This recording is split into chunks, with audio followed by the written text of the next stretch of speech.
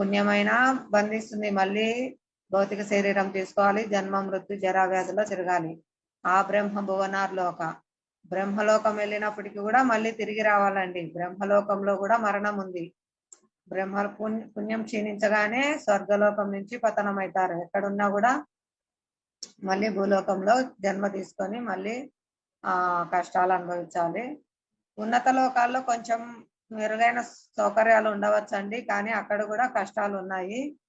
కాబట్టే దేవతలందరూ దానవులు దాడి చేసి వాళ్ళను తరిమి కొట్టినప్పుడు భయపడి పారిపోతున్నారు. అంటే వాళ్ళు ఎదుర్కొంటారు, కానీ వాళ్ళ శక్తికి మించి వాళ్ళు దానవులు శక్తిమంతులై ఉన్నప్పుడు, ఎందుకంటే ఎవరైతే తమ గురువు గారిని పూర్తిగా సంపూర్తిగా సంతృప్తి పరుస్తారో వాళ్ళు శక్తిమంతులు అవుతారండి. ఈ దానవులు శుక్రాచార్యుని ఎప్పుడైతే పూర్తిగా సంతృప్తి పరుస్తారో, ఆయన బాగా సేవిస్తారో, ఆయన బాగా వినయంతో గౌరవిస్తారో అప్పుడు వాళ్ళు బాగా శక్తిమంతులు అవుతారు. ఎప్పుడైతే ఈ దేవతలు అహంకారంతో బృహస్పతిని కానీ, అందుకు ఎప్పుడైనా ఒకసారి మీకు అందరికి తెలిసే ఉంటది, బృహస్పతి ఇంద్రునికి ఒక పూలమాల తెచ్చిస్తారు.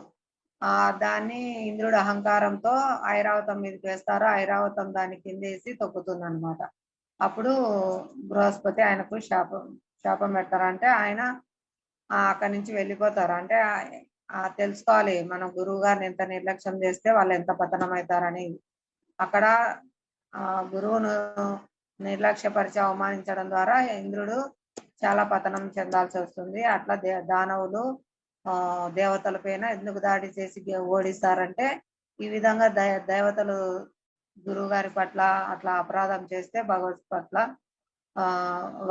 వారి శక్తి తగ్గుతుందండి. వారు అప్పుడు రాక్షసులచే జయింపబడతారు. రాక్షసులు వాళ్ళని తరిమి కొట్టి స్వర్గాన్ని ఆక్రమించుకొని అలా వాళ్ళు పరిపాలన చేస్తారు అన్నమాట.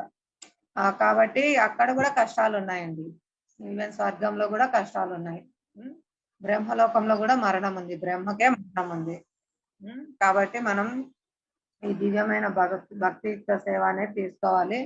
ఈ సత్వగుణ లక్షణాలు, రజోగుణ లక్షణాలు, తమోగుణ లక్షణాలు ఇచ్చారు ఇక్కడ. అన్ని జీవరాశులలో నుండి ఒక ఆధ్యాత్మిక స్వభావం కనిపిస్తుంది ఈ సత్వగుణం యొక్క లక్షణము. ప్రతి జీవరాశిని భగవత్ సంబంధంలో చూస్తారు.